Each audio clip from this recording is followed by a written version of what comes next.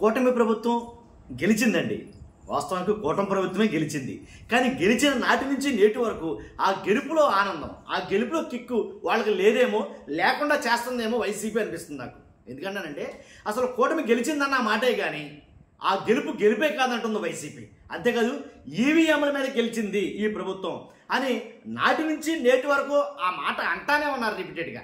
వీళ్ళు అంటమే కాదు కానీ మొత్తం ఆంధ్రప్రదేశే కాదు కొన్ని రాష్ట్రాల్లో కూడా ఈ ఈవీఎంల మీద అనుమానం ఉంటానే ఉంది అప్పటి నుంచి ఇప్పటి వరకు.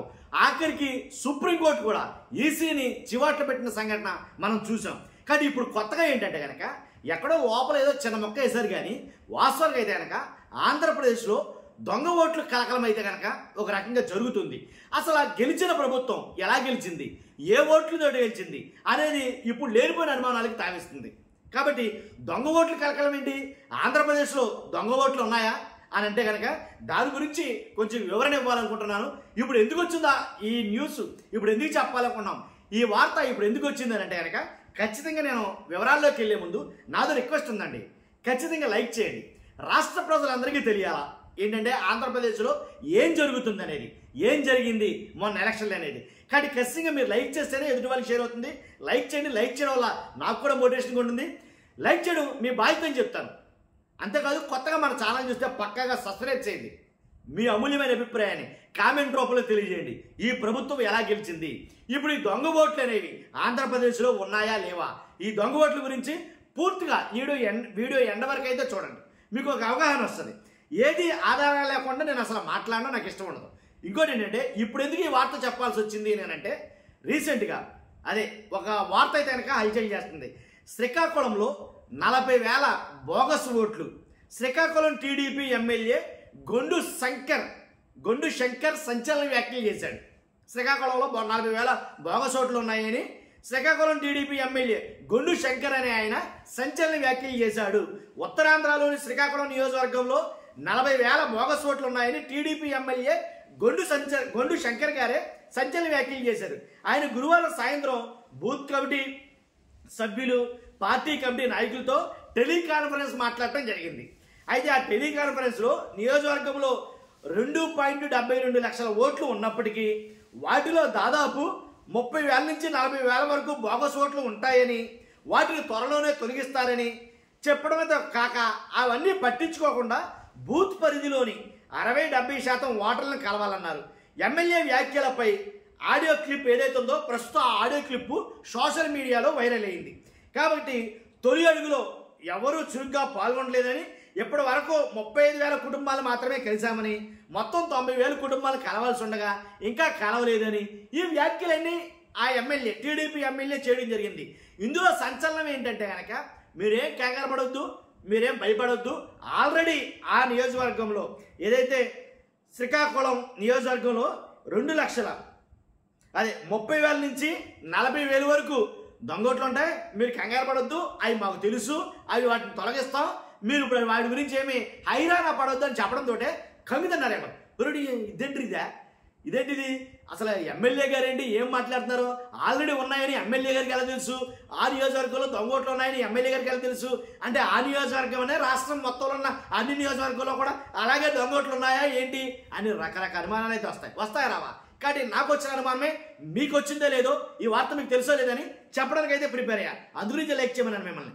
ఆంధ్రప్రదేశ్లో దొంగ ఓట్లు కలకలం ఈరోజో లేకపోతే నిన్నో లేదా మొన్నో కాదు, గడిచిన ఎన్నికలు కానించి ఫస్ట్ నుంచి కూడా ఆంధ్రప్రదేశ్లో దొంగ ఓట్ల కలకల అయితే కనుక సంచలనం అయితే కనుక జరుగుతూనే ఉంది. ఇది అంతేకాదు ఏదైతే 29 ఆగస్టు 2023లో చూసుకుంటే దేశంలో ఎక్కడా లేని విధంగా ఆంధ్రప్రదేశ్లో 15 లక్షల దొంగ ఓట్లు ఉన్నాయని చంద్రబాబు నాయుడు గారు అన్నారు. ఆంధ్రప్రదేశ్ని దేశంలో ఎక్కడ లేని విధంగా గుర్తుందా లేదా మీకు, 2023లో ఆంధ్రప్రదేశ్లో 15 లక్షల దొంగ ఓట్లు ఉన్నాయని చంద్రబాబు నాయుడు గారు అన్నారు. అందులో తిరుపతి ఉప ఎన్నికల్లో ఇది బాగా సంచలనం అయ్యింది, మీకు గుర్తుందో లేదో మరి. కాబట్టి అంతేకాదు ఆ 15 లక్షల దొంగ ఓట్లు ఎప్పటికే ఉన్నాయా ఆంధ్రప్రదేశ్లో నేను అడుగుతున్నా. కానీ దొంగ ఓట్లతోనేనా ఎవరు గెలిచినా సరే, వైసీపీ గెలిచినా టీడీపీ గెలిచినా ఈ దొంగోట్లతోనే గెలుస్తున్నారా అనేది రాష్ట్ర ప్రజలకి తెలియాల్సిన నిజం. మరి ఇప్పుడు ఈ పార్టీ అధికారంలోకి ఎలా వచ్చింది అని అంటే ఒక క్వశ్చన్ మార్క్ వేసుకోవాలి. నేను ఎలాగా పెద్దదే ఇలా తిప్పేలా వేయాలి క్వశ్చన్ మార్క్. సమాధానం ఏది? కాబట్టి అంతేకాదు వైసీపీ కూడా దీని మీద ఆరోపణలు చేసింది, అంతేకాదు ఫైట్ చేసింది మొన్న. కానీ తగినంతగా అయితే కనుక చేయలేకపోయారు వైసీపీ వాళ్ళు, దీని మీద ఫైట్ చేయలేకపోయారని నా అభిప్రాయం. ఏదైతే బీహార్లో ఇప్పుడు జరుగుతుంది ఒక రగడ, అక్కడ కుదిపేస్తుంది శాసనసభల చట్టసభలన్నింటిలో కూడా. బీహార్ మన మామూలు కాదు, చాలా గట్టి బట్టి అయితే పట్టారు. ఎందుకని? ఇంకొక నెల ఉందనగా, ఇంకొక 10 రోజులు ఉందనగా, ఎందుకని మీరు ఈ కొత్త ఓటర్లని మార్పులు చేర్పులు చేయడం ఎందుకు చేశారు అని సుప్రీంకోర్టు దగ్గర వెళ్ళారు. వాళ్ళు షేక్ చేస్తుంది మొత్తం రాష్ట్రం మొత్తం మీద. కానీ చట్టసభ ఇప్పుడు ఏదైతే అసెంబ్లీ అదే శాసనసభ సమావేశాలు ఏవి జరుగుతున్నాయో ఆ సమావేశాల్లో పెట్టాలని ఖచ్చితంగా వాళ్ళు అంత దారుణంగా అయితే పట్టుబట్టారు బీహార్లో. కానీ ఆంధ్రప్రదేశ్లో అంత ఎత్తునైతే కనుక జరగలేదు. దొంగోట్లు ఉన్నాయని తెలుసు వైసీపీ నాయకులకి. దొంగోట్లతోటి ఏదో రాజకీయం చేయబోతున్నారని ఆరోపించారు. అలాగే వాళ్ళు కంప్లైంట్లు కూడా చేశారు. అందరితో ఊరుకున్నారు. సరైన స్ట్రాంగ్గా పట్టుకోలేకపోయారు అనేది నా అభిప్రాయం. టీడీపీ కానీ వైసీపీ కానీ.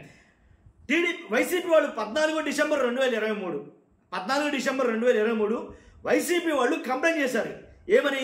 ఆంధ్రప్రదేశ్లో 15 కాదు 20 కాదు 40,76,580 దొంగోట్లు ఉన్నాయని. ఎన్నది?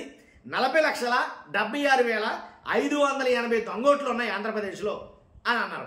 కాబట్టి గజిబిజిగా కన్ఫ్యూజ్ అయిన దొంగోట్లు, ఎక్స్ట్రా పోలేని ఓట్లు ఏంటి, ఇంచుమించుగా సుమారు 53 లక్షలు ఎన్నో ఎక్కువగా పోలయ్యాయి అన్నారు. కాబట్టి ఏంటి అసలు ఇది? దానికి దీనికి ఇక్కడ సింక్ అవుతుంది ఏంటి?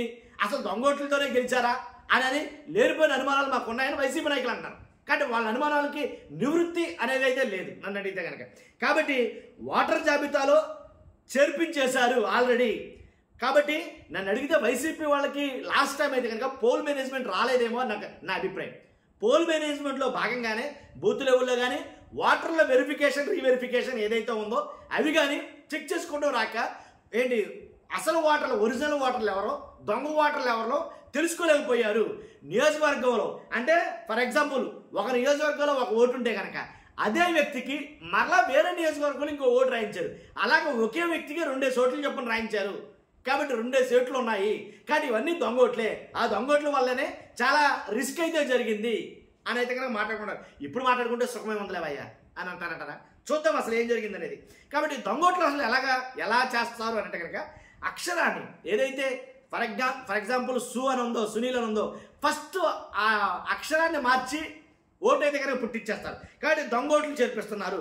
తండ్రి పేరు ఇంటి పేరు మార్చేసి ఏంటి ఒకే ఓటర్ను 2 నియోజకవర్గాల్లో చేర్పిస్తున్నారు. కాబట్టి వాస్తవంగా అయితేనండి మీకు తెలుసో తెలియదు, అసలు దొంగోటు వేస్తే కనుక 3 సంవత్సరాలు జైలు ఉంటుంది. కానీ ఎక్కడ నమ్మకం తెగేసేస్తారు దొంగోట్లు. ఏదో ఉద్యమం లాగా, అదేదో గొప్పలాగా. అది చాలా అసలు రాజ్యాంగబద్ధంగా చాలా అనైతికం అంటాను నేనైతే కనుక దొంగోటు వేయటం అనేది. కానీ ఆ దొంగోట్ల మీదే ప్రభుత్వాలు ఏర్పడుతున్నాయి అనేది వాస్తవం అంటాను నేనే. అలాగే జరుగుతుంది. దొంగోట్ల మీద ప్రభుత్వాలు ఏర్పడుతున్నాయి. ఈసీ కూడా, ఎలక్షన్ కమిషన్ కూడా తగుదునమ్మా అంటూ ఏదో 1 నెల 2 నెలల్లో ముందొచ్చి ఆ ఎలక్షన్ ముందొచ్చి ఆ ఓటర్ల జాబితా అనేది సరి చేసాం, మీరు పెట్టుకున్న మేము ఆల్రెడీ దాంట్లో పెట్టాం, ఒకసారి మీరు చెక్ చేసుకోండి, మీ ఓటు ఉందో లేదో చూసుకోండి అని అంటారే తప్ప, దొంగోట్లు ఉన్నాయో లేవో చూసుకోండి అని చెప్పరు. కాబట్టి ఒక్కో వ్యక్తి 2 నియోజకవర్గాల్లో 2 ఓట్లు చెప్పురా ఖచ్చితంగా రాయించుకుంటున్నారు. ఇవన్నీ దొంగోట్లే. ఇంకా వైసీపీ వాళ్ళు చూస్తేనే 40 లక్షల దాకా 40,76,580 ఓట్లున్న దొంగోట్లు ఆంధ్రప్రదేశ్లోనూ ఆరోపించారు. కాబట్టి అదే రకంగా మళ్ళీ టీడీపీ వాళ్ళండి ఇంచుమించుగా 15 లక్షల ఓట్లు ఉన్నాయని కొంచెం తక్కువగా చెప్పారు వాళ్ళు. కాబట్టి ఏదైతేనండి ఏ ప్రభుత్వం ఏర్పడినా సరే దొంగోట్ల మీదే ప్రభుత్వాలు ఏర్పడుతున్నాయా? దొంగోట్లు అనేవి ఉనికికే చాలా ప్రమాదం అని అడిగితే కనుక, ప్రజాస్వామ్య ఉనికికే ప్రమాదం. కాబట్టి ఖచ్చితంగా వాటి మీద కఠినమైనటువంటి చట్టాలు రావాలి, కఠినమైనటువంటి రూల్స్ అండ్ రెగ్యులేషన్స్ రావాలి దొంగోటు అనేది లేకుండా. అప్పుడే స్వచ్ఛమైన పాలన, స్వచ్ఛమైన ప్రభుత్వం, నిఖార్సైన ప్రభుత్వాలు అయితే కనుక ప్రజలకు అందుబాటులో వస్తాయి. నేను ఓటేసా, నా ఓటేమైంది అని అడుగుతాడు అప్పుడు. కాబట్టి నేను ఓటేసా, ఆయనకే వేసా, ఆయనకి పడలేదన్నారండి, మేమంతా ఓట్లు ఆయనకి వేసాం, ఆయన పడలేదంటారండి అని అంటే ఎవరు చెప్తారు సమాధానాలు వీటికి? ఎలక్షన్ కమిషనే చెప్పలేక ఓ పక్క వెళ్ళిపోయింది. ఎన్ని ప్రశ్నలు ఉన్నాయో ఇప్పుడు కూడా తెంపుదారు లేని ప్రశ్నలు చాలా ఉన్నాయి. ఎలక్షన్ కమిషన్ చెప్పలేక, ఇటు జనాలు అడిగేది చెప్పలేక, నాయకులు అడిగేది చెప్పలేక, అటు కోర్టులకి సమాధానాలు చెప్పలేక ఓ పక్క వెళ్ళిపోయింది ఎలక్షన్ కమిషన్. నిజంగా లాస్ట్ టైం జరిగిన ఘోరాలకే.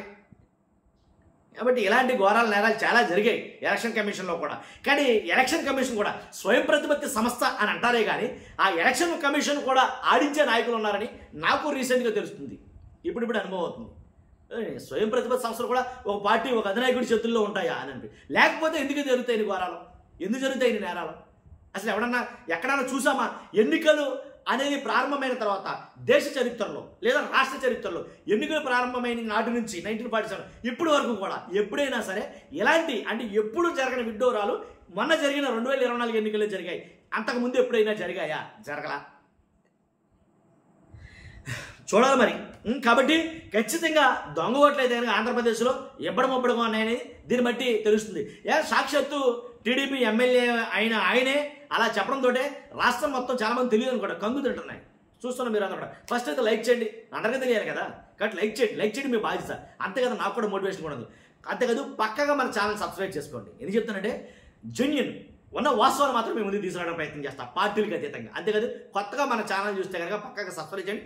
మీ అమూల్యమైన అభిప్రాయాన్ని కామెంట్ రూపంలో తెలియజేయండి. Thank you very much.